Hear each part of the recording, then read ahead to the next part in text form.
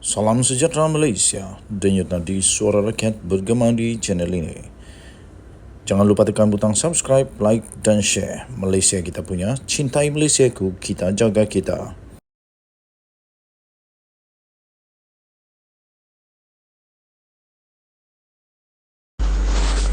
Salam sejahtera Malaysia, denyut nadi suara rakyat bergema di channel ini. Berita terkini yang amat mengejutkan.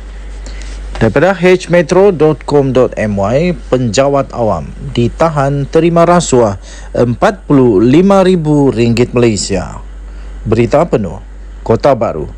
Suruhanjaya Pencegahan Rasuah Malaysia (SPRM) Kelantan menahan seorang penjawat awam pada hari ini kerana telah disyaki telah meminta dan telah menerima rasuah iaitu kira-kira RM45,000 Malaysia sebagai balasan untuk melantik sebuah syarikat pembekal untuk satu program di bawah sebuah jabatan kerajaan di negeri ini. Lelaki yang berusia lingkungan 30-an itu ditahan pada kira-kira jam 9.45 pagi di pejabat SPRM Kelantan ketika hadir memberi keterangan.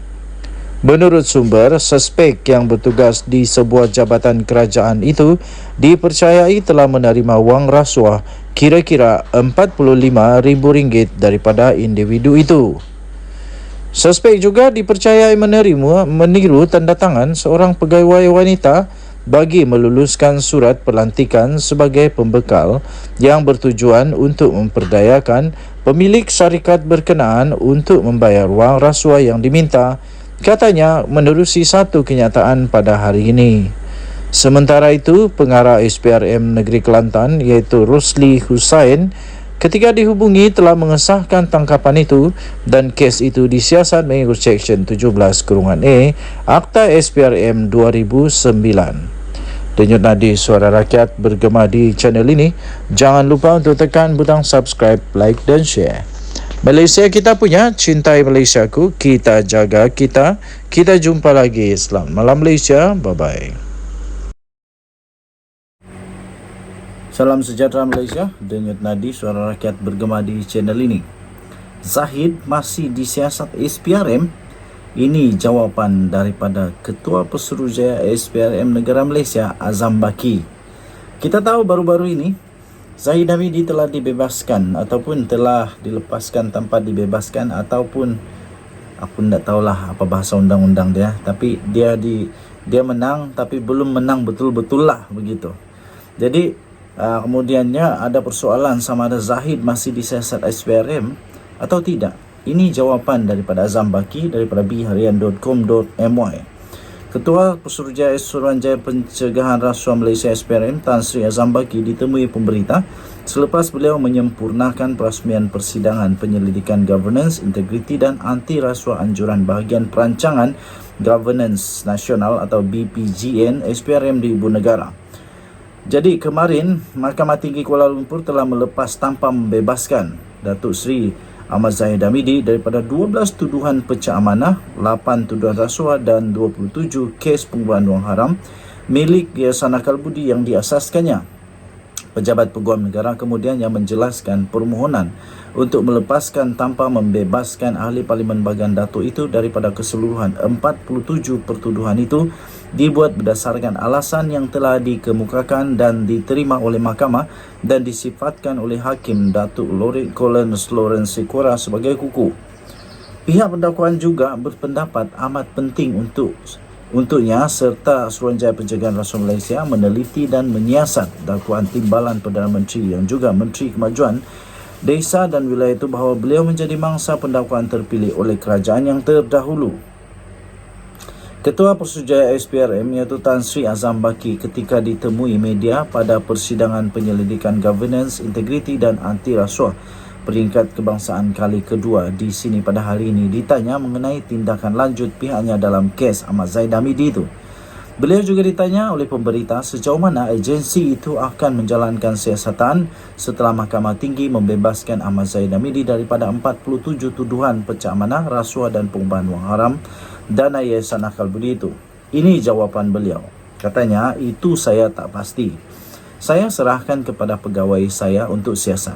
Saya juga fikir Apa yang diperjelas di mahkamah dikemukakan oleh pihak pendakwaan itu adalah jawabnya ringkas. Pada prosiding Isnin lalu, pihak pendakwaan mengemukakan 11 alasan ketika memohon mahkamah untuk memberhentikan prosiding kerana berhasrat untuk menyiasat kes itu dengan lebih mendalam. Mahkamah Tinggi bagaimanapun menolak permohonan pihak pembelaan untuk membebaskan sepenuhnya Ahmad Zahid Hamidi atas beberapa alasan yang diberikan oleh pihak pendakwaan. Ia termasuklah terdapat keperluan untuk menyiasat tuduhan dengan lebih lanjut dan alasan penubuhan RCI bagi menyiasat kandungan buku My Story Justice in the Wilderness oleh bekas Peguam Negara Tan Sri Tommy Thomas, terutama berkaitan dakwaan ada pendakwaan terpilih. Okey, so jawapan daripada Azam Baki ialah dia kata, itu saya tak pasti. Saya serahkan kepada pegawai saya untuk siasat. Saya juga fikir apa yang diperjelas di mahkamah dikemukakan oleh pihak pendakwaan itu adalah jawapannya. Kata Azam Baki secara ringkas. Okey, so kita harap semoga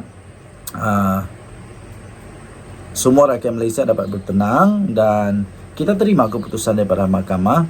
Tetapi kalau ada siasatan lebih lanjut, kita serahkan sepenuhnya kepada Perundangan Negara Malaysia. Dan tadi Suara Rakyat bergema di channel ini. Jangan lupa tekan butang subscribe, like dan share. Bye-bye. Salam sejahtera Malaysia. Denyut nadi Suara Rakyat bergema di channel ini. Baru-baru ini ada satu isu yang cukup panas, cukup memeranjatkan, iaitu tiba-tiba Muhyiddin Yassin terkena jangkitan kepada pengeluaran fatwa. Baru-baru ini beliau dikatakan telah mengeluarkan fatwa. Saya tak tahulah sama ada sengaja atau tak sengaja, tapi dia telah berkata haram undi Pakatan Harapan. Akhirnya polis membuat keputusan akan memanggil Muhyiddin Yassin berhubung isu fatwa haram undi Pakatan Harapan. Polis akan mengambil keterangan pengerusi Perikatan Nasional PN iaitu Muhyiddin Yassin berhubung kenyataannya bahawa adalah haram untuk mengundi calon Pakatan Harapan PH dalam pilihan raya kecil PRK Pulai. Dalam satu kenyataan malam tadi, Ketua Jabatan Siasatan Jenayah Bukit Aman, Muhammad Suhaili Muhammad Zain berkata, polis telah menerima 2 laporan polis berhubung ucapan bekas Perdana Menteri itu pada 2 September.